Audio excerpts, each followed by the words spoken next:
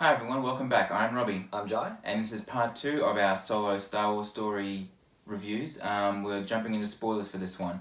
So if you haven't seen Solo, click away, go watch the film and come back and watch it. Otherwise, this is spoiler warning. We're going into detail with the film. We're going to be revealing big plot points, revelations that they reveal in the film. Hope you enjoy.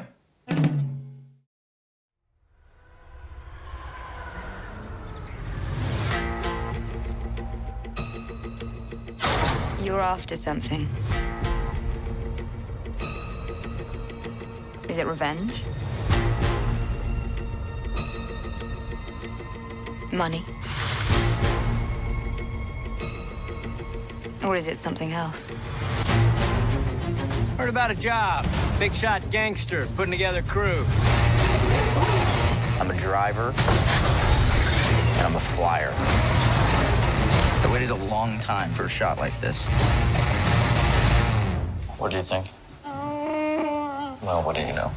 Alright, so spoilers for Solo. First up, Solo is not his name. And I don't like that at all. I hate that actually. Yeah, that was really jarring. So there's one scene where Han reveals his name's Han, and he doesn't have any other name. And he is enlisting for the Empire, and they give him the last name Solo because he is, wink wink nudge nudge, by himself. He's alone. He's Solo. It's really bad. it's really so bad. It's not so, good. So bad. As soon as I realized they were heading down with that, like when he says, "Oh, what's your name?" I was expecting to be like Han, and then he's like, last name he was expecting like Han Solo, and he never does it. And he's like, "Oh, I don't have one," and I was like, "Oh my god, they're gonna do it. They're gonna do it. They're gonna do it." Yeah. And then a second later, he goes like, "You're alone." I was like, "Oh." Yeah, it's not a good moment of the film. It's horrible. I'm not sure. It's the low point of the film for me. I'm not sure why they did that. I'm not sure if that's if his name was never Solo in like the canon previous to the films. Like I'm not sure, but I hope not, because that's lame. that's bad. That was that happens pretty early on too. One thing that I've seen a few other people comment on regarding the name, which didn't occur to me, and then now I'm thinking, yeah, well, it's true. He gets that name enlisting for the Empire, right? Mm-hmm. He hates the Empire. So after he leaves the Empire, why wouldn't he ditch that name? Yeah. He named his son after it. Yeah. His name's called Ben Solo. So literally, his name it's imperial. I mean, he does join the Empire technically. The Empire has named his whole family. Yeah. His whole life. Yeah, I guess. Yeah. Anyway, moving on. Okay, Han and Chewie's first meeting. What did you think of that? I thought it was fine. Yeah. What I thought was jarring in that scene is that Chewie's covered in mud, and so he doesn't look like Chewbacca. He just looks like. I think about to say something else, but yes, keep going. He just looks like a big man. He looks like just a normal human. Like because his fur is all like stuck to him. Yeah. It's like, oh, that's odd. It's a hairy man. It looks weird. I liked the first meeting. I liked that they worked together, and then What I found jarring, which I thought you were about to mention, was Han speaking Wookiee. Oh yeah, that I did not like either. That was weird. Han's never done that in any of the. The problem is that not that he's never done it. It's just it's unnecessary because we understand that Chewie can understand English. There are so many better ways to show that Han can understand Wookiee than to have him sit there going, I can't do it. But that was a really bad impression. You know what I'm trying to do. Perfect example is showing how Rey can understand Wookiee in Force Awakens. Yes. It's done in 5 seconds flat, and it's you get it. It's to the point. And she can understand BB-8 as well. Yeah.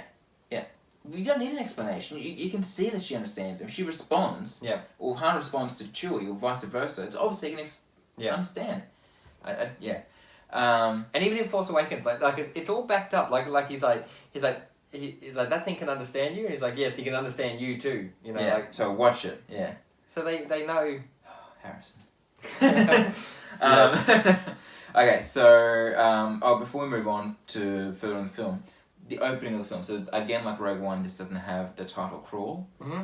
But unlike Rogue One, this still starts off with some on-screen text. Yeah, it has. Yeah, which feels unnecessary. Really, when they have that, I expected then Proxima, because that's the one they mentioned in the text, her to be a main villain. So did I. Forward. That's what I thought. I thought, okay, this Lady Proxima must be. I assumed Lady Proxima was because I didn't know the character's name before we entered the film. So the character of Enfys Nest, I thought that was Lady Proxima, right? Like because I'd seen I'd seen the I'd seen the picture. And I thought, okay, that must be Lady Proxima. And then all of a sudden, Lady Proxima is this weird worm queen. Rose from Monsters Inc. Feels like that episode of, I don't know if you've seen that episode of Futurama where they go to the Slurm factory and there's this big Slurm queen worm spewing out. Oh, actually, you know what it reminds me of? Like a blown up version of the worms from Men in Black. Yeah, that too. Just some weird worm lady. Yeah. And that scene could have been good. It really could have worked, but especially that's the first time we see Olden's version of Han try to weasel himself out of something. We need. I did like the whole grenade thing. Like that was good. Like there's good ideas in that scene when he picks up the rock and he's like, "It's a grenade. I'm just detonating." And she's like, "No, it's not. It's a rock." And he's like, but I'm going to do this with, and he throws it through that. You can see him like that typical Han Solo trying to improvise as he goes. Yeah. That was good. I wanted a lot more of that in the film, which we didn't get. Yeah. It's like they tried, writing him like that, but it didn't come across. Even like when they're trying to get through the security gate, like the Empire gate, and he's like, just do it, just put it in. He's like looking around, like that felt kind of like that as well, but it didn't really work. It felt like it, but didn't feel like it.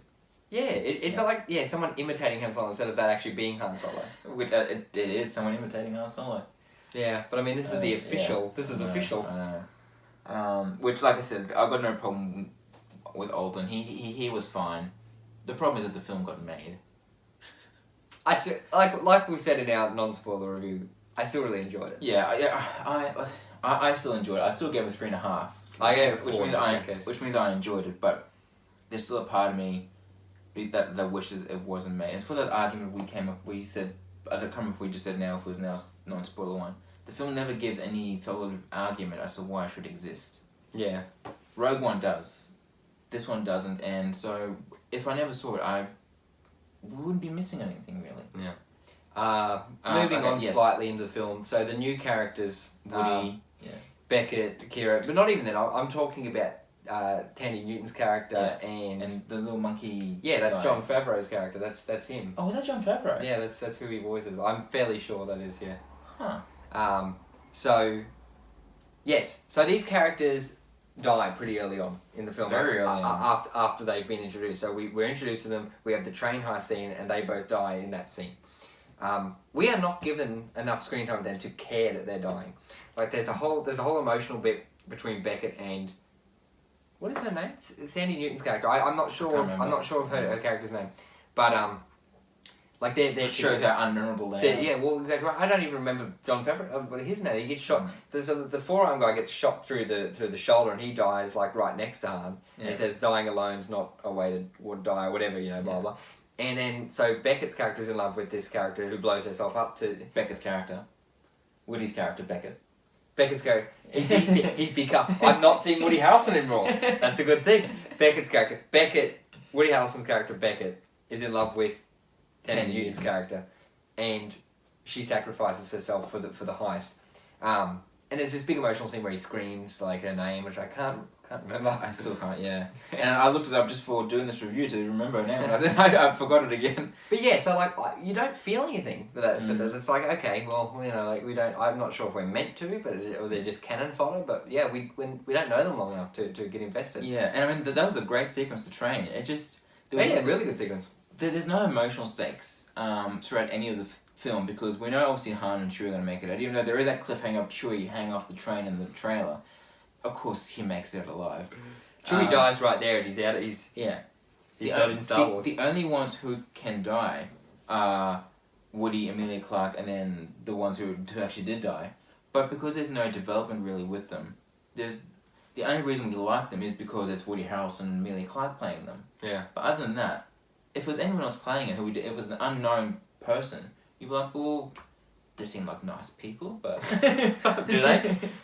Well, Emilia Clarke kind of goes off the rails. She kind of becomes a bit two-faced towards the end. So the main villain of the film is Paul Bettany's character, who has the weird glowing red things on his face. I thought it was scars. It looked like scars, but it looked like when he got angry, they definitely looked more red in scenes than Okay, I didn't notice looked that. like they were changing. I thought Paul Bettany was very good, just not given much to He was good. He was underused. He was an underused villain. But I do have to commend him in that the 2 scenes you do see him, he does feel threatening. Oh yeah, Definitely. for sure. What was his name? I can't even remember his. I looked him up as well, and I've forgotten again. This is really bad. Oh man, and they say it so many times. I can't remember. So I don't think of my tip of my tongue too, but I can't think. He was good. Donald Glover is excellent as Lando, as we've mentioned. L3, I'm so glad when that droid died. That was not a good. But so this is what I was going to bring up. L3's memory, L3's self-consciousness is in the Falcon. Yeah, but they never mention it once, ever again. Even though Lando, you think that in Empire Strikes Back, when Lando gets back onto the Millennium Falcon, he's like, "Hi L3," something. There's nothing. So yeah, does she get uninstalled or like updated, like to Windows 10 or something? Lando, hello Windows 10. No, they didn't have it. It's a long time ago. Windows isn't invented. That's true. The other thing that I wanted to bring up was this little detail. The missing bit in the Falcon. What did you think of that? So it's an escape pod. It never occurred to me that was actually a missing bit out of the Falcon. Yeah. It actually looked weird seeing it in there. Yeah. It actually looks weird it not being missing. So yeah, like it's fine. I don't care, but it felt like it seems like an unnecessary detail. And I feel like I'm using this word all over every single time we mention something new in this film, but it's unnecessary. Yeah. The entire damn film is unnecessary. Yeah, I mean, I want to say I'm glad the film was bad. I would prefer. I'd prefer we got a different Star Wars story over the Han Solo movie. I'm glad that I've seen this. Like I did not walk out of it going, oh, screw that movie. I don't want to see that. Yeah. I liked it a lot. Yeah. Oh yeah. Had fun with it. But there was so many more Star Wars movies and stories and arcs and characters that we could follow. That I want to see more. This is the problem. I think this is the problem with. It's such a rich universe, and they seem to be continually going back to just characters we've seen over and over again who are great. I love Han Solo, but that's what I'm getting at. The Star Wars universe is so massive, and we've got so much to explore. Yeah. We keep exploring the same ones. So while doing that, we are lessening the universe. So by making this, like there was all this mystery about Han Solo. What could he have done? What could he have done? Now that we've seen it, that shrinks the universe so much for Han Solo at least. If we had gone, let's make a story after Return of the Jedi. Let's make a story set, 10,000 years in the past, like the Knights of the Old Republic kind of stuff. There's so much untapped potential in these stories. The problem is, the movie studios look at what the general audience would respond to. Oh, they like Han Solo. And of course, what makes the money. Exactly. But I'm hoping we get to a point where Star Wars can do anything. It branches out, Yeah. Like Marvel with Guardians of the Galaxy. They tried something new, and it was really, well received. I keep comparing to Rogue One because obviously it's the only other spin-off we've got at the moment. But Rogue One, I didn't mind getting that story fleshed out because there wasn't really any mystery to it. They got the rebel plan, they got the Death Star plans. That's it. So if we find out more, it doesn't really hinder that line. That's right. Whereas now this is a whole life that we've seen now. This whole thing has not ruined, but it's taken away the mystery of Han Solo. So things like the Kessel Run, which in your mind, I mean, I don't know if anyone else, but for me, whenever they mention the Kessel Run, how he accomplished it in 12 parsecs, that was a monumental achievement. Now that I've seen it, I'm like, oh, it's just another action scene. The asteroid chase in Empire was more thrilling than that was. Yeah, the Kessel Run was handled a bit weirdly. I enjoyed it, as I said, but we need to talk about, before we wrap up, go on too long about this, is the big character reveal at the end. So big. Yeah. Well, I mean, it is. It is big. It is big. Like it's so big, shoehorned in there. Though. Big and unnecessary. So Kira is seen to be evil at the end, and throughout the film, Paul Bettany keeps dropping hints. Oh, you know who I serve, and Yes. In my mind, I was thinking, who the hell are they talking about? Yes. So, it is revealed she is in cahoots with Darth Maul, or just Maul. He wouldn't be a Darth at this point, would he? Yeah. So who you'd remember from Phantom Menace? Who has survived being cut in half, as we knew in Rebels and the Clone Wars. And not just being cut in half, falling down a kilometre-long chute. So that means Han Solo might be alive because he fell down the chute after being stabbed through the Also, stop bringing characters back. The Emperor might be also alive. He was also down a chute. Snoke must still be alive. Sorry, spoilers for Last Jedi. No, he got cut in half. Robot leg Snoke. Anyway, so Darth Maul's back as we knew in Clone Wars and Rebels, but here it seems left field. Like I knew, like even though I don't watch, I'm not up to date on Clone Wars or Rebels, I will admit. However, I know enough about the shows and where they've gone to know Maul's story. Here, but that's the thing. You should not have to watch the show. Exactly. The movie should stand on their own. I know. Here it seems like this is so left field, so people are going to be like, "What? Like that's Maul? Like how is?" Yeah. Well, I saw it with Mum, and I mean I knew that Darth Maul was still alive in the universe because I'd heard from I've seen some of the Clone Wars series, but I haven't seen the season that he comes in on. Mm-hmm. Mum had no idea, so when he came in, she was like, "But didn't he die?" Yeah. And I said, "Yeah, the robot leg," and literally the two of us can't kind of roll their eyes and go, "Oh God, okay." Yeah, I don't. I'm excited. The inclusion of Maul makes me excited to see what they're setting up. But if they as we were talking about, this can't be a sequel.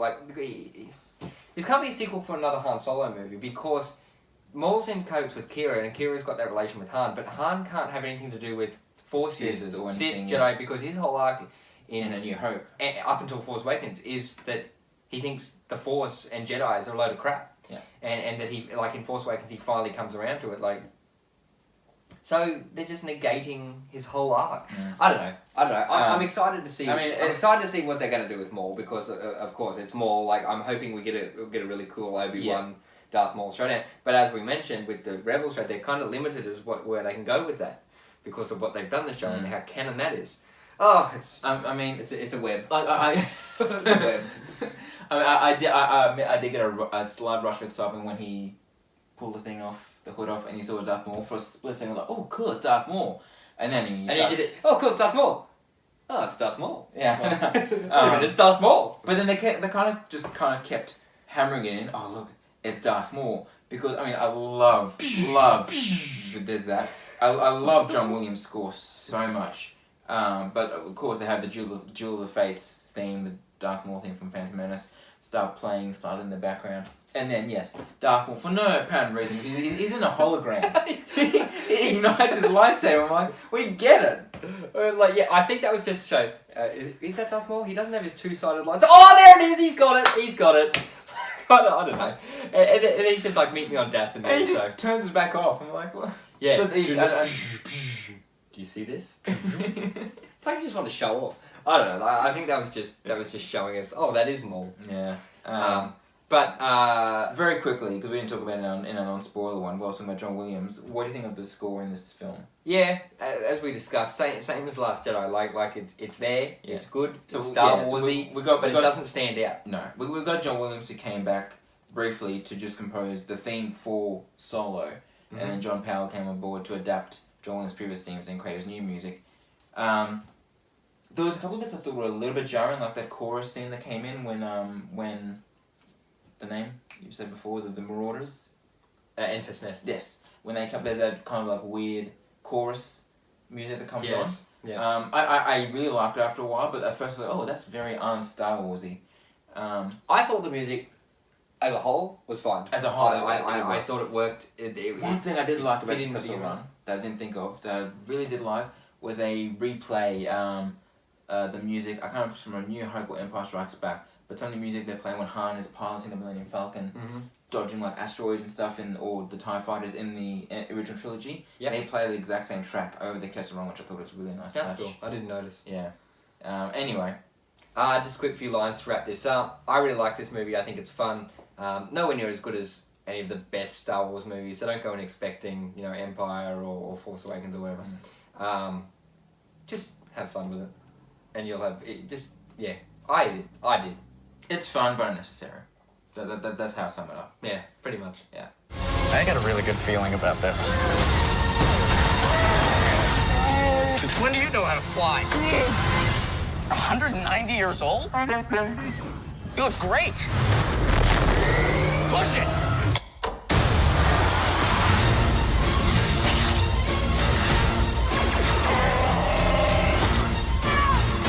So glad we took this job!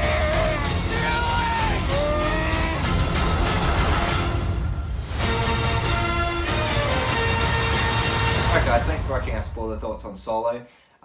Keep an eye on the channel in the next coming days, weeks. We'll have the continuing reviews for the Jurassic Park series. Yeah, you're looking forward to that, I'm sure. Until next time, may the Force be with you.